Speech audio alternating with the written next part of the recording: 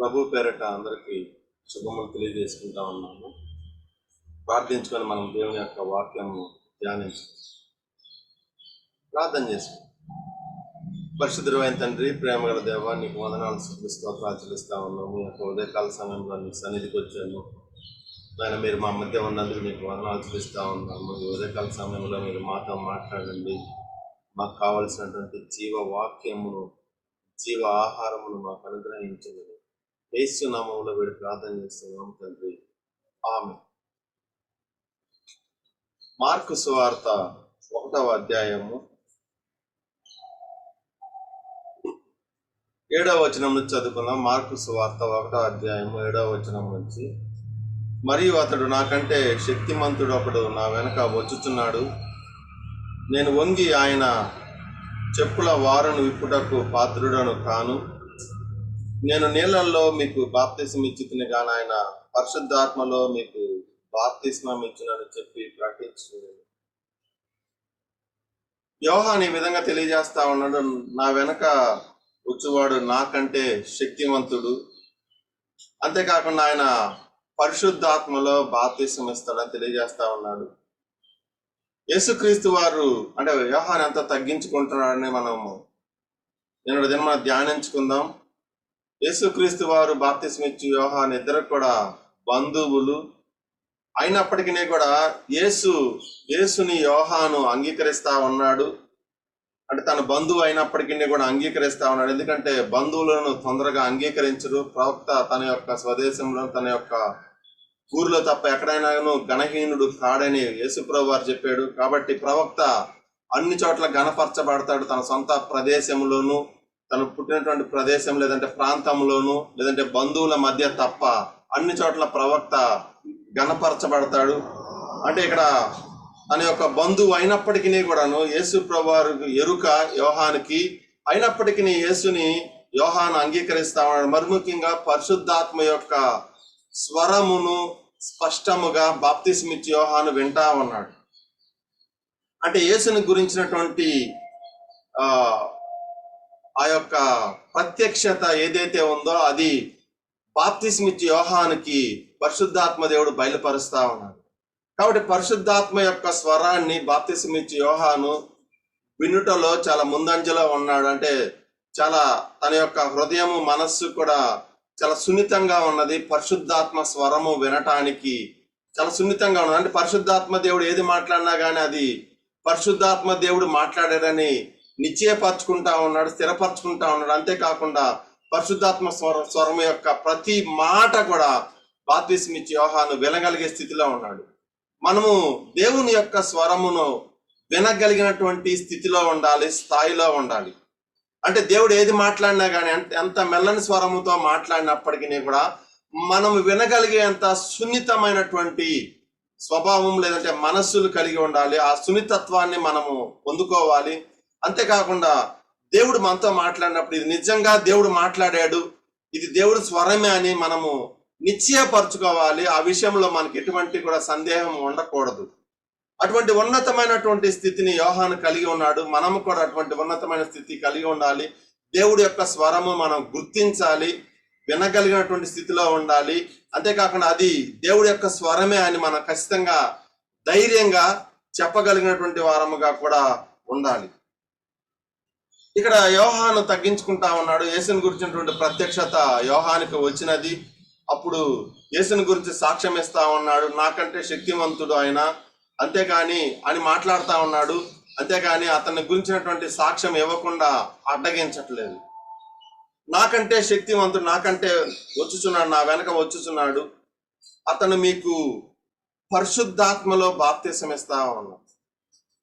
కాబట్టి యేసుని గురించి సాక్ష్యం ఈ విధంగా చెప్తా ఉన్నాడు, నేను నీళ్ళలో ఇస్తాను కానీ బాప్తిస్మం యేసు పరిశుద్ధాత్మలో ఇస్తాడు, ఆయన నాకంటే కూడా శక్తిమంతుడు. కాబట్టి ఈ విధమైనటువంటి మాటలు చెప్పడం ద్వారా యోహాను తగ్గించుకున్నాడని మనము నిన్న దినమున మనము ధ్యానించుకుందాము. ఈ నిజంగా యోహాను ఎంత తగ్గించుకుంటా ఉన్నాడు, అప్పటి వరకు కూడా ఎందుకని తగ్గించుకున్నాడని మనం చెప్పవచ్చు. అంటే అప్పటి వరకు కూడా యేసు యొక్క దైవత్వం ఇంకా ప్రత్యక్షపరచబడలేదు. యేసులో ఉన్నటువంటి దైవత్వము, యేసు ఎక్కడా కూడా అద్భుతాలు, సూచక్రియలు చేయలేదు, మహత్కార్యాలు చేయలేదు, రోగులను స్వస్థపరచలేదు, దెయ్యములను వెళ్ళగొట్టలేదు. కాబట్టి యేసు యొక్క దైవత్వం యొక్క మహిమ అనేది ఇంకా ప్రత్యక్షపరచబడలేదు. యేసు సాధారణమైనటువంటి మానవుడుగానే మనుషుల మధ్య సంచరిస్తా ఉన్నాడు. అయితే ఇప్పటికే యోహాన్ ఎంతో ఘనుడైనాడు, అందరి మధ్య యోహాన్ ఎంతో గొప్పగా ఉన్నాడు. యోహాన్ అందరూ కూడా గణపరుస్తా ఉన్నారు. అయితే యేసు ఇంకా గణపరచబడలేదు, సామాన్యమైనటువంటి వ్యక్తిగానే జనులలో సంచరిస్తా ఉన్నాడు. అయితే సామాన్యమైనటువంటి వ్యక్తిని, ఇంకా దైవత్వము తనలో నుంచి ప్రత్యక్షపరచబడలేదు, అటువంటి వ్యక్తిని గురించి అటువంటి గొప్ప సాక్ష్యం చెప్పటం అనేది చాలా గొప్ప విషయము. పరిశుద్ధాత్మ యొక్క స్వరాన్ని ఖచ్చితంగా వినటంలో ఉన్నటువంటి ఔన్నత్యం అదే. కాబట్టి పరిశుద్ధాత్మ స్వరాన్ని విని యేసు అప్పటి వరకు కూడా సాధారణమైనటువంటి మానవుడిగా ఉన్నాడు, కనపడతా ఉన్నాడు, ఎటువంటి మహత్కారం చేయలేదని మనము చెప్పుకున్నాము. కాబట్టి ఆయన గురించి అంత గొప్ప సాక్ష్యం, ఎటువంటి సూచక్రియలు చూడలేదు, అతని గురించి వినలేదు, అయినప్పటికీ కూడా ఒక గొప్ప సాక్ష్యము పరిశుద్ధాత్మ దేవుడు యోహాను హృదయంలో ఉంచిన దాన్ని యోహాను చెప్తా ఉన్నాడు బాహాటంగా. ఆయన నాకంటే శక్తిమంతుడు, ఆయన నాకంటే కూడా గొప్పవాడు, ఆయన మీకు పరిశుద్ధాత్మలో బాప్తిసం ఇస్తాడు అని చెప్పి ఒక సాధారణమైనటువంటి మానవుడి కంటే తను తాను తగ్గించుకుంటా ఉన్నాడు. యేసులో ఉన్నటువంటి దైవత్వాన్ని గుర్తించాడు, ఒప్పుకుంటా ఉన్నాడు. నేను చాలా అల్పుణ్ణి, ఆయన చెప్పుల వారును విప్పటానికి కూడా నేను యోగ్యుడను కానని ఆయన అంగీకరిస్తా ఉన్నాడు. ఏమీ కూడా యేసు ప్రభు వారి యొక్క సూచక్రియలు, మహత్కారాలు ఏమి కూడా చూడక మునుపు, సేవకు రాక మునుపు కాబట్టి ఎంతో తగ్గించుకున్నాడని మనం చూసాం. అయితే ఇప్పుడు యేసు గురించి మనం ధ్యానిద్దాము.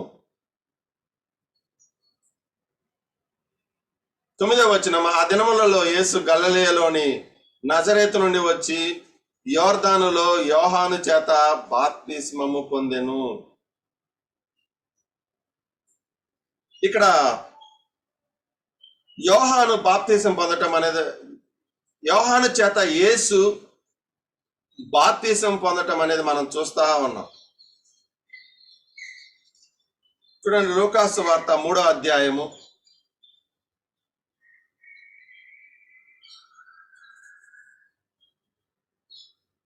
ఇక్కడ యేసు ప్రభు వారు కూడా బాప్తిసం పొందటం మనం చూస్తా ఉన్నాము. మత్తయి వార్తలో అంటే 3వ అధ్యాయము 21వ వచనంలో ప్రజలందరూ బాప్తిసం పొందినప్పుడు యేసు కూడా బాప్తిసం పొంది ప్రార్థన చేయుచుండగా, ఇక్కడ యేసు ప్రభు వారి యొక్క బాప్తిసం గురించి రాయబడిన మత్తయి వార్తలో కూడా ఈ యొక్క బాప్తిసం గురించి రాయబడుతుంది.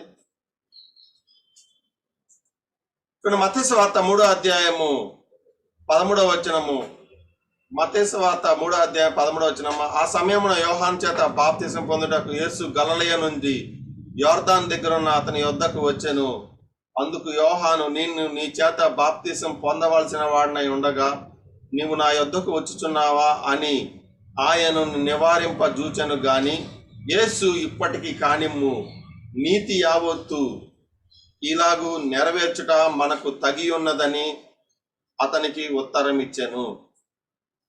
కాబట్టి యేసు ప్రభు వారు యోహాను దగ్గరికి వస్తా ఉన్నాడు, యోహాను చేత బాప్తిసం తీసుకోవాలని. నిజం మాట్లాడుకుందాం, యేసు ప్రభుకి బాప్తిసం అవసరమా? యోహాను ఇచ్చేటువంటి బాప్తిసం ఎటువంటి బాప్తిసము? పాప క్షమాపణ నిమిత్తమైనటువంటి బాప్తిసం. అంటే పాప క్షమాపణ పొంది, పాపములు ఒప్పుకొని, మారు మనసు పొంది బాప్తిసం తీసుకుంటా ఉన్నారు. కాబట్టి పాప క్షమాపణ నిమిత్తమైనటువంటి బాప్తిస్మము యోహాను ఇస్తా ఉన్నాడు. అయితే ఇప్పుడు యేసు వచ్చాడు, తన దగ్గరికి బాప్తిసం తీసుకుంటానంటా ఉన్నాడు. అయితే యేసు ప్రభు వారికి బాప్తిసం అవసరమా? ఎందుకంటే యేసు ప్రభు వారు పాపము చేయలేదు కాబట్టి పాపములు ఒప్పుకోవాల్సినటువంటి అవసరం లేదు. కాబట్టి యేసు ప్రభు వారు ఎలా బాప్తిసం తీసుకుంటారు? ఎలాగా? ఎందుకంటే అవసరం లేదు, యేసు ప్రభు వారికి బాప్తిసం తీసుకోవాల్సిన అవసరం లేదు. యోహాను ఇస్తుందేమో పాప క్షమాపణ నిమిత్తమైనటువంటి బాప్తిసము. అయితే యేసు పరిశుద్ధుడు, పాపము లేనివాడు, పాపము ఎరుగనటువంటి వాడు. ఇప్పుడు యేసు ప్రభు వారు బాప్తిసం తీసుకుంటానని అంటా ఉన్నాడు. అయితే అది యేసు ప్రభు వారికి నిజంగా మాట్లాడితే అది అవసరం లేదు. ఎందుకు తీసుకున్నాడు అనే దాని గురించి మాట్లాడుతూ ముందు ఇక్కడ యోహాను యేసుని నివారింపజూస్తా ఉన్నాడు. యేసుకి బాప్తిసం ఇవ్వటానికి యోహాను నివారింపజూస్తా ఉన్నాడు. నేను నీ వల్ల బాప్తిసం పొందవలసిన వాడినై ఉండగా నేను ఎలాగ నీకు బాప్తిసం ఇస్తాను? ఎందుకంటే యేసు గనుడని ఒప్పుకున్నాడు యోహాను.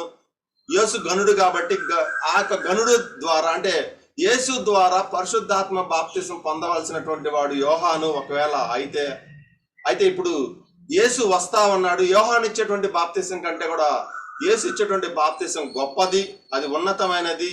ఈ యోహాను ఇచ్చేటువంటి బాప్తిసం అనేది మరి ఇంకొక నరుడు ఎవరైనా కానీ ఇవ్వగలరు. దేవుడి చేత ఏర్పాటు చేయబడినటువంటి నరుడు ఎవరైనా కానీ ఇవ్వగలరు. అయితే పరిశుద్ధాత్మ బాప్తిసం యేసు తప్ప మరెవరో కూడా ఇవ్వలేరు, ఎక్కడా కూడా ఇవ్వలేరు. కాబట్టి యేసు గనుడు. కాబట్టి నీ వల్ల నేను బాప్తిసం పొందాలి, నా దగ్గరికి ఎందుకు బాప్తిసం తీసుకోవడానికి వచ్చేవని యేసుని యోహాను నివారింపజూస్తా ఉన్నాడు. అయితే యేసు ఏమంటా ఉన్నాడంటే, ఇప్పటికీ కానిమ్ము, నీతి యావత్ ఇలాగా నెరవేర్చుట మనకు తగి ఉన్నదని అతనికి ఉత్తరం ఇచ్చాను. చూడండి, యేసు యోహాను చేత బాప్తిసం తీసుకుంటా ఉండేటువంటి ఆ యొక్క సంఘటన గురించి మనము ధ్యానించినప్పుడు యేసు ప్రభు వారు ఎంతో తగ్గించుకుంటున్నారని మనకు కనపడతా ఉన్నది. అంటే తను తాను ఎంతగానో తగ్గించుకుంటా ఉన్నాడు. తనకు అవసరము లేదు, కానీ తను యోహాను కంటే గొప్పవాడు అయినప్పటికీ యోహాను చేత బాప్తిసం తీసుకోవడానికి వస్తా ఉన్నాడు. తను ఎంతగానో తగ్గించుకుంటా ఉన్నాడు. నరులను సృష్టించినటువంటి వాడు, సృష్టిని చేసినటువంటి వాడు ఒక నరుడి దగ్గరికి వచ్చి బాప్తిసం తీసుకోవటానికి తను తాను తగ్గించుకుంటా ఉన్నాడు. నేను ఎందుకు తగ్గించుకోవాలి? నేను పరిశుద్ధాత్మలో బాప్తిసం ఇచ్చేటువంటి వాడిని. యోహాను ఇచ్చేటువంటి బాప్తిసం కంటే నా బాప్తిసం చాలా గొప్పది, నేను ఎందుకు తీసుకోవాలి బాప్తిసం అని యేసు ఆ విధంగా మాట్లాడలేదు. కానీ తను తాను పూర్తిగా తగ్గించుకొని రిక్తుడుగా మారి ఆయన సాత్వికునిగా యోహాను చేత బాప్తిసం తీసుకుంటా ఉన్నాడు. చూడండి, యోహాను తగ్గింపు కంటే యేసు ప్రభు వారి తగ్గింపు గొప్పదిగా మనకి ఇక్కడ కనపడతా ఉన్నది. ఎంతగానో తగ్గించుకుంటే తప్ప ఆ విధమైనటువంటి బాప్తిసం అనేది తీసుకోవటం అనేది కుదరదు. ఎందుకంటే తనకు అవసరం లేదు. అంతేకాకుండా తను శక్తిమంతుడు, గొప్పవాడు, దేవుడు, ఆయన పరిశుద్ధాత్మలో బాప్తిసం ఇచ్చేటువంటి వాడు. ఆయన ఒక సాదాసీదా బాప్తిసం, పాపక్షమాపణ నిమిత్తమైనటువంటి బాప్తిసం తీసుకోవటానికి యోహాను దగ్గరికి వచ్చి నాకు కూడా బాప్తిసం ఇమ్మని అంటా ఉన్నాడు. ఎందుకంటే అది నీతి యావత్ ఇలా జరగాలి.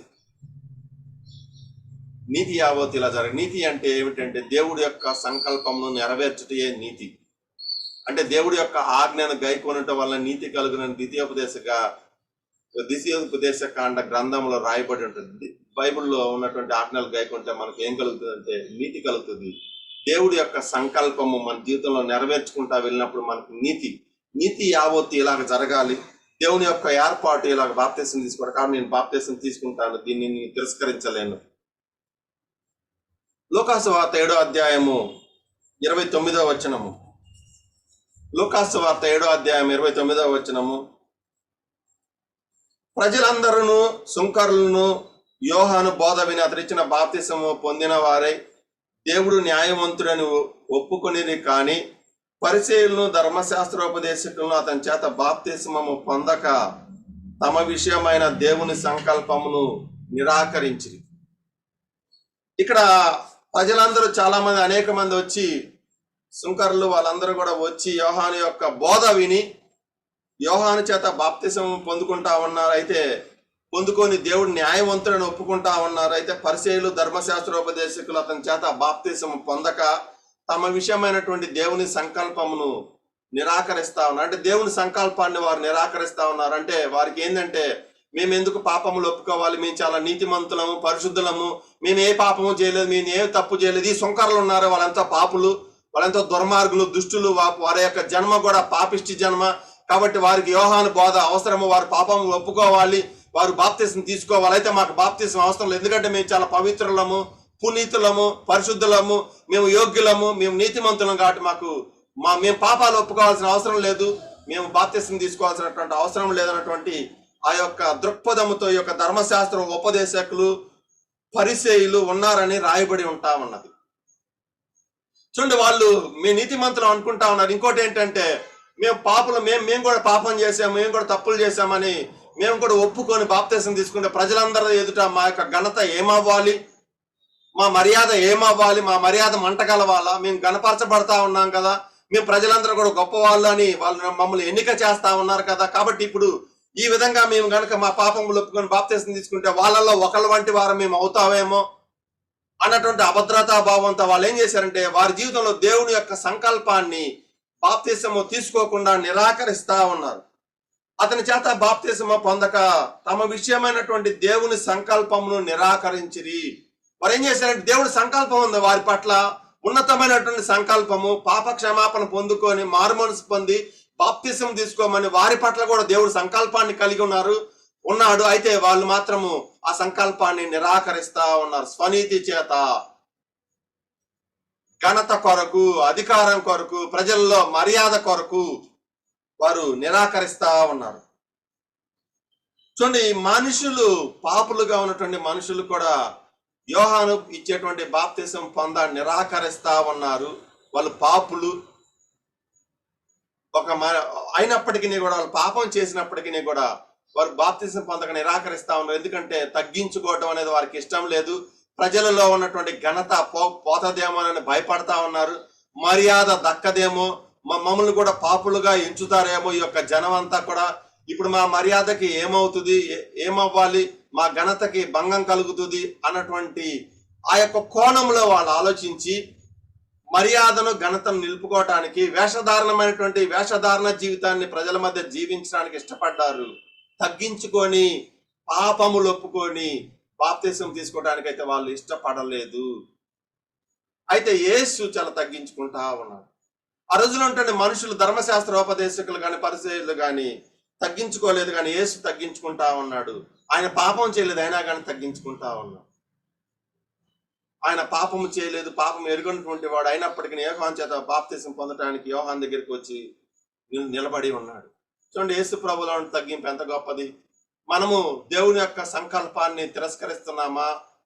మారు మనసు పొందకుండా, బాప్తిసం తీసుకోనకుండా, లేదా తగ్గించుకొని మనము మన పాపములు ఒప్పుకొని మారు మనసు పొంది బాప్తిసం తీసుకుందాము. పాపములు ఒప్పుకోవటానికి ఎంతో తగ్గింపు అవసరమై ఉన్నది. మనల్ని మనం తగ్గించుకుంటే తప్ప మనము దేవుడి దగ్గరికి వెళ్ళి నేను పాపిని అని ఒప్పుకోనలేము. మనం ఒప్పుకోవాలంటే మన అహం అడ్డు వస్తూ ఉంటుంది, మన స్వనీతి అడ్డం వస్తూ ఉంటుంది. వాటన్నిటిని అధిగమించి మనము దేవుని పాదముల ఎదుటికి వెళ్ళి నేను పాపిని అని ఒప్పుకున్నప్పుడు మాత్రమే దేవుని యొక్క నీతి మనకు కలుగుతుంది. ఇక్కడ తమ విషయమైనటువంటి దేవుని సంకల్పాన్ని నిరాకరించారు వీళ్ళు, ధర్మశాస్త్రోపదేశకులు, పరిచయాలు. అయితే యేసు తన విషయమైనటువంటి దేవుని సంకల్పంలోకి ప్రవేశిస్తా ఉన్నాడు బాప్తిసము తీసుకున్నట ద్వారా. దేవుని సంకల్పం ఏమై ఉన్నదంటే అతను సేవ చేయాలి, భూమి మీద దేవుని యొక్క సేవ జరిగించాలి, సేవకుడుగా వచ్చాడు. కాబట్టి ఆ యొక్క సేవ జీవితంలోకి ప్రవేశించటానికి బాప్తిసం తీసుకుంటా ఉన్నాడు. దేవుని యొక్క సంకల్పం అది యేసు పట్ల. కాబట్టి ఆ సంకల్పంలోనికి యేసు ప్రభు బాప్తిసం తీసుకొని ప్రవేశిస్తా ఉన్నాడు. కాబట్టి ఆ విధంగా దేవుని యొక్క సంకల్పం తన జీవితంలో నెరవేర్చబడట ద్వారా నీతి కలుగుతుంది. కాబట్టి దేవుడి యొక్క నీతిని నెరవేర్చడానికి, నీతి యావత్తు ఇలా జరగాలి, కాబట్టి నువ్వు నాకు బాప్తిసం ఇవ్వని యోహానుని ఒత్తిడి చేస్తా ఉన్నాడు యేసు ప్రభువారు. రెండోదిగా మనకి మాదిరిగా ఉంచడానికి యేసు ప్రభువారు బాప్తిసం తీసుకుంటా ఉన్నాడు. మనకి ప్రభువు యేసు అంటే ప్రభువు మనకి మాదిరి క్రీస్తు యేసు వారు. కాబట్టి ప్రతి విషయంలో మనకి మాదిరి ఉండాలని, మనం రేపటి దినమున ఆయన యొక్క అడుగు జాడల్లో నడవాలని ఆయన బాప్తిసం తీసుకుంటా ఉన్నాడు. నేను బాప్తిసం తీసుకున్నాను, మీరు కూడా తీసుకోవాలని చెప్పి ఆయన మనకు తెలియజేస్తా ఉన్నాడు. ఇంకా చెప్పాలంటే బాప్తిసం అనేది దేవుడు వలన కలిగినదని ఆయన స్థిరపరుస్తా ఉన్నాడు ఆ యొక్క కార్యాన్నిలోకి ప్రవేశించడం ద్వారా. అంటే యోహాను ఇచ్చినటువంటి బాప్తిసం మనుషుల వలన కలగలేదు. యోహాను తన యొక్క సొంత ఆలోచనలోంచి ఆ బాప్తిసం ఇవ్వట్లేదు. ఇది దేవుడి వలన కలిగినటువంటి కార్యము, దేవుడి చేత ఏర్పాటు చేయబడినటువంటి కార్యము. ఈ కార్యము తీసుకోవాలి మీరందరూ కూడా అని లోకంలోని ప్రజలందరూ తెలియజేయడానికి తనంతట తానే ఆ కార్యములో పాలు పంపులు పొందుతా ఉన్నాడు యేసుప్రభు. కాబట్టి యేసుప్రభు ఆ కార్యంలో పాలు పంపులు పొందుట ద్వారా అది దేవుడి చేత ఎన్నిక చేయబడింది, దేవుడి చేత ఏర్పాటు చేయబడింది. అంతేకాకుండా దేవుడే ఆ కార్యంలో పాలు పంపులు పొందుతున్నాడు కాబట్టి అది ఎంతో ఘనపరచబడినది. కాబట్టి మనం బాప్తిసం తీసుకోవడానికి ఎటువంటి సిగ్గుపడాల్సినటువంటి అవసరం లేదు. ఆ రోజుల్లో ఉన్నటువంటి వాళ్ళందరికీ కూడా హెచ్చరిక పంపించాడు, మీరందరూ తీసుకోవాలి, ఎందుకంటే దైవ మానవుడైనటువంటి నేనే తీసుకుంటున్నాను కాబట్టి మీరందరూ తీసుకోవాలి, తీసుకోకుండా ఉండటానికి ఎట్టి పరిస్థితుల్లో వీలు లేదు, తీసుకోవాలి. ఆ విధంగా ఆ యొక్క కార్యం ఎంతో పవిత్రమైనదని, పునీతమైనదని, ఇంకా చెప్పాలంటే దేవుడి చేత ఏర్పాటు చేయబడిందని యేసు స్థిరపరుస్తా ఉన్నాడు. కాబట్టి దేవుడి యొక్క సంకల్పము దేవుడి యొక్క సంకల్పము ద్వారా తన సేవా జీవితంలోకి ప్రవేశిస్తా ఉన్నాడు. అంటే దేవుడి యొక్క ఉద్దేశము బాప్తిసం తీసుకోవటం యేసు ప్రభు వారు. కాబట్టి ఆ కార్యము చేయట్లో చాలా తగ్గించుకుంటా ఉన్నాడు. కాబట్టి తగ్గించుకొని దేవుడి యొక్క వాక్కుకి లోబడతా ఉన్నాడు. లోబడినప్పుడు ఆకాశము నుంచి 11వ వచనము, మార్క్స్ వార్త 1వ అధ్యాయం 11వ వచనము, మనము దీని గురించి మనము రేపటి దిన మన ధ్యానం చేద్దాము. ఇక్కడ వరకు అయితే మనం చూసుకున్నట్లయితే యోహాను ఎంత తగ్గించుకుంటా ఉన్నాడు. యేసు ప్రభువారు శక్తివంతుడు, ఆయన పరిశుద్ధాత్మలో బాప్తిసం ఇస్తాడు. అంతేకాకుండా ఆయన ఎంత గొప్పవాడు అంటే ఆయన చెప్పుల వారును నేను విప్పటానికి కూడా యోగ్యుడిని కాదని ఒప్పుకుంటా ఉన్నాడు, తగ్గించుకుంటా ఉన్నాడు. అంతేకాకుండా ఆయన యేసుని గురించి ఆ విధంగా సాక్ష్యం ఇచ్చిన తర్వాత యేసు బాప్తిసం వస్తా ఉంటే బాప్తిసం ఇవ్వక అడ్డగిస్తా ఉన్నాడు. ఎందుకంటే నువ్వు గొప్పవాడు అయ్యా, నీ వల్ల నీ బాప్తిసం పొందాలి, పరిశుద్ధాత్మ బాప్తిసము. నేనిచ్చే బాప్తిసం ఏముంది, ఇది ఎవరైనా ఇస్తారు, దేవుడి చేత ఏర్పాటు చేయబడినటువంటి మరొక మనిషి ఇవ్వగలడు, కానీ నువ్వు ఇచ్చేటువంటి బాప్తిసం నువ్వు తప్ప ఎవరు ఇవ్వలేరు. కాబట్టి నేను ఎలాగ నీకు బాప్తిసం ఇచ్చేది? తక్కువైనటువంటి వాడు ఉన్నతమైనటువంటి వాడికి ఎలా బాప్తిసం ఇస్తాడు? ఉన్నతమైనటువంటి వాడేగా తక్కువ వాడిని ఆశీర్వదించాలి. కాబట్టి నేను ఎలాగ బాప్తిసం ఇచ్చేదని చెప్పి తన యొక్క అయోగ్యతను యేసుప్రభు వారి దగ్గర ఒప్పుకుంటా ఉన్నాడు. అయితే యేసుప్రభు వారు యోహాను కంటే తగ్గించుకుంటా ఉన్నాడు.